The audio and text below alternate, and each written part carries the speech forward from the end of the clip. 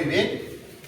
Entonces, esa es una ley necesaria. O sea, no hay un cuerpo en el mundo, sea considerado inerte o vivo, o en medio como los virus, que tengan un nivel de entropía que los haga terminar la forma de existencia. No hay ninguno, no se ha descubierto. Por eso, a ver, ¿qué algo viene de medieval, ¿no? Por eso la idea,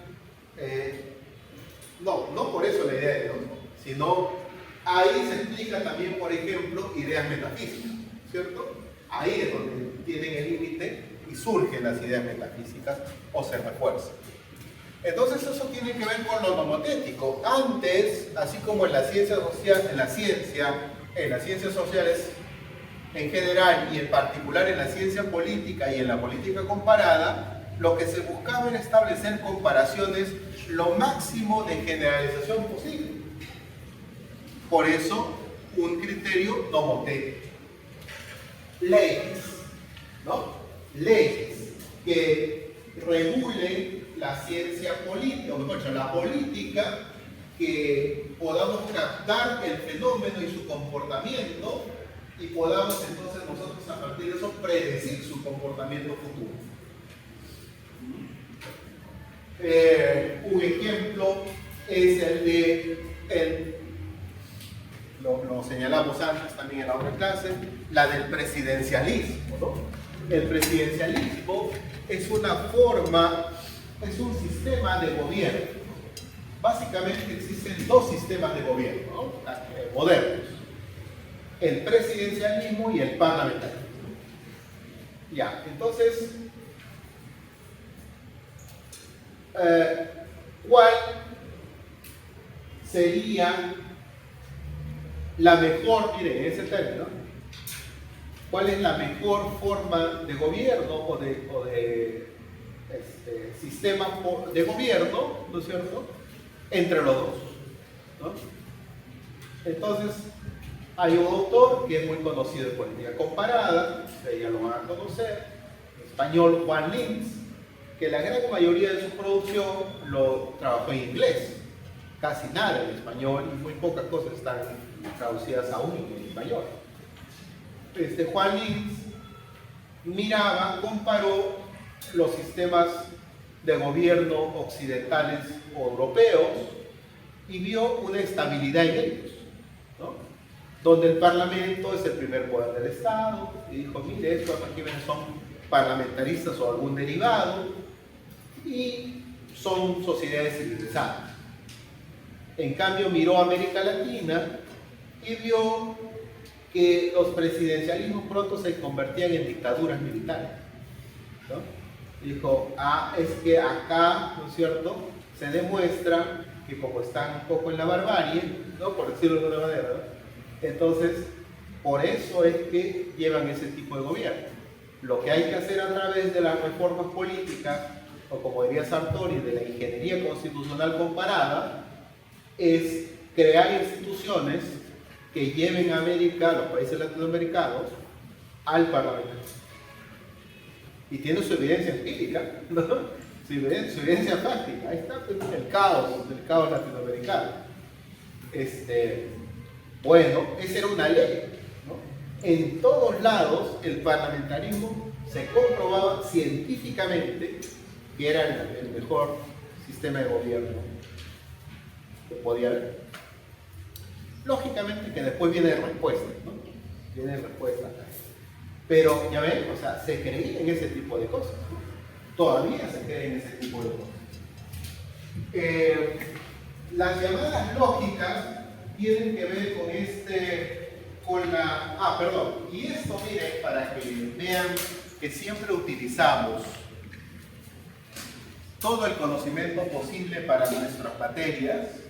Este modelo nomotético, este nivel nomotético de generalización,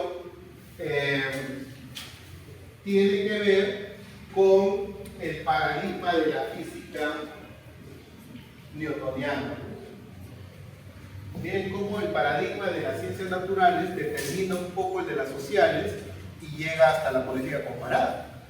Son paradigmas, ¿no? Aquí, en cambio, el paradigma va a ser el de positivismo lógico, también llamado círculo de Viena. A ver, por eso les decía, ya ahora tenemos que usar lo que hemos aprendido. ¿Qué decía el círculo de Viena? ¿Qué era lo científico?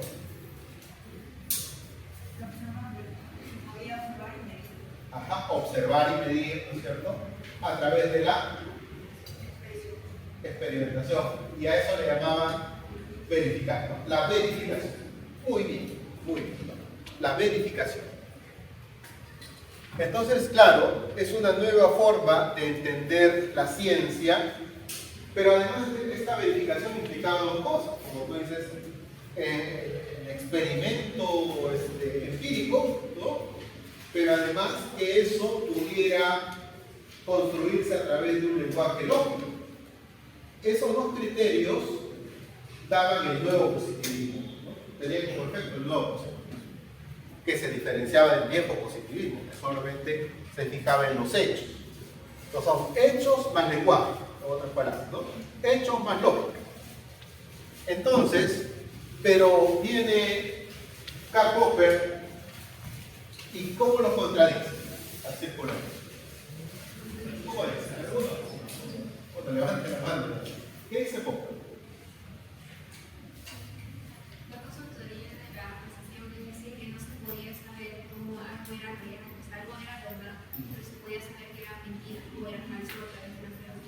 Ya, muy bien.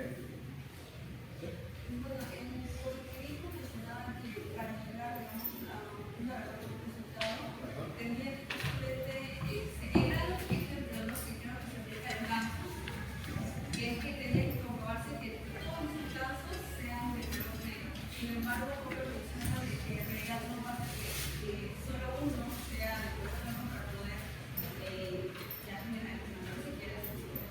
Claro. Porque además no solo hablaba de lo que era científico, que era lo verificable, el círculo de Viena, sino además, ¿no es cierto?, tenía que ver, o también decía, cuál era el método más apropiado. Y ese era el método inductivo.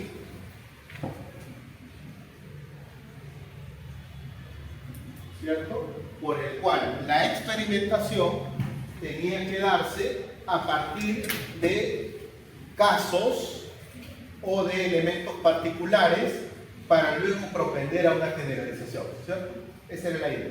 Pero todos los casos verificados tenían que ser, como acabo de señalar, experimentables, ¿no es cierto? Experimentables. Tenías en todo caso que tener el investigador una vinculación con ese objeto de estudio y coincidir esos objetos de estudio con una cantidad significativa y luego eso se generalizaba y se transformaba en una pretendida ley o teoría en todo caso, ¿de acuerdo?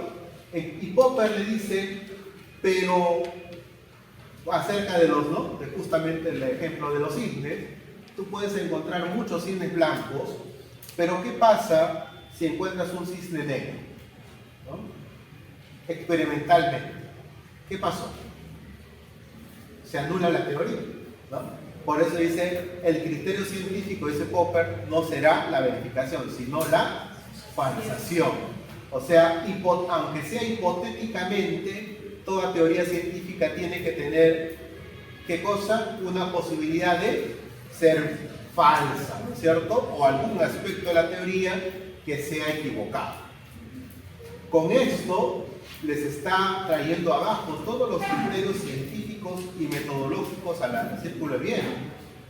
Y entonces el círculo de Viena, para defenderse, va a sacar un segundo momento explicativo, porque ellos mismos van a autosuperar el problema de la crítica que recibieron. Entonces, dirán, como lo inductivo no procede, porque en algún momento podemos encontrar la falsación de ello, como dice Popper. Además, otro criterio, ¿no? ¿Cómo vamos a generalizar? ¿No? ¿Cómo vamos a generalizar? Y acá dice inductivo, un caso, dos casos, 1, 2, 3, n casos, ¿no? vamos a generalizar, pero resulta que había una serie de casos que no eran experimentados. No se podía, no se puede. O sea, dicen los cines blancos, pero no van a ir a los cines blancos de todo el mundo, a verificar que todos son. Entonces dicen, ya, para poder abarcar esto que no experimentamos, aparece la probabilidad. Debido a que todo no es experimentable exclusivamente, van a decir estos positivistas lógicos, lo que no se puede experimentar exclusivamente va a ser probabilístico.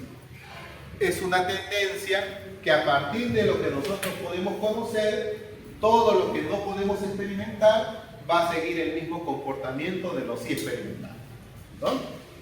Entonces, por eso es que tenemos las tendencias, pues, ¿no? En las encuestas, por ejemplo, en los sondeos.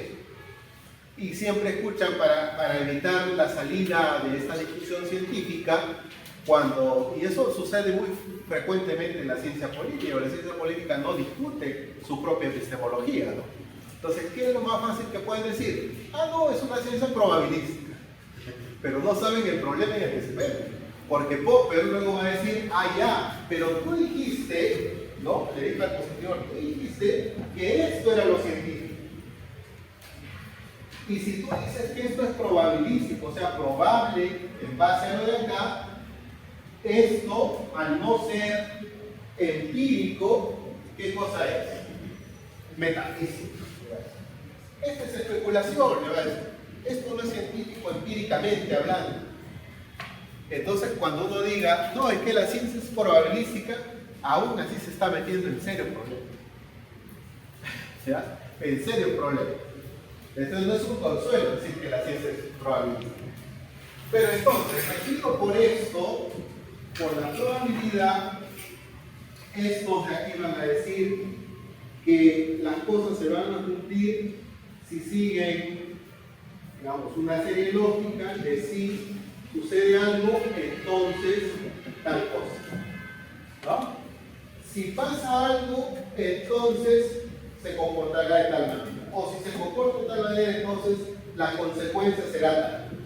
Este va a ser el nivel de generalización en la ciencia política y en la teoría comparada que acompaña el segundo nivel, o sea, probabilística, lógica y probabilística. Y esta es la que casi tiene la vanguardia. Ya en la teoría comparada no se aspira a lo nomotético, y esta de acá es la que un poco ha quedado. Es la que también menciona tanto Sartori como Morlino, ¿no? Entre los más destacados comparatistas. Aquí está. Y en tercer lugar, que es lo que se está dando con mayor frecuencia, pero por eso con menos peso, o sea, cuando digo con mayor frecuencia es lo que más se hace, pero lo que más prestigio tiene es una comparación de este nivel. Esto de acá es lo común, pero no tiene el nivel de generalización que se esperaría por lo menos aquí, ¿no? Pero esto es lo que más se está dando. Los casos. Bueno, los casos son singulares.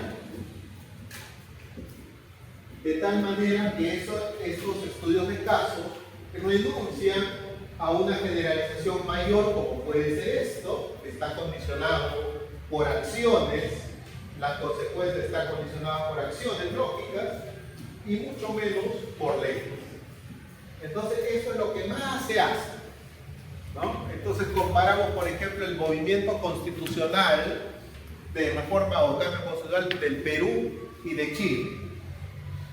Entonces, encontramos cosas homogéneas, cosas heterogéneas, pero no vamos a poder generalizar y decir a partir de esos dos casos inductivamente, no vamos a decir allá, entonces, ¿no es cierto?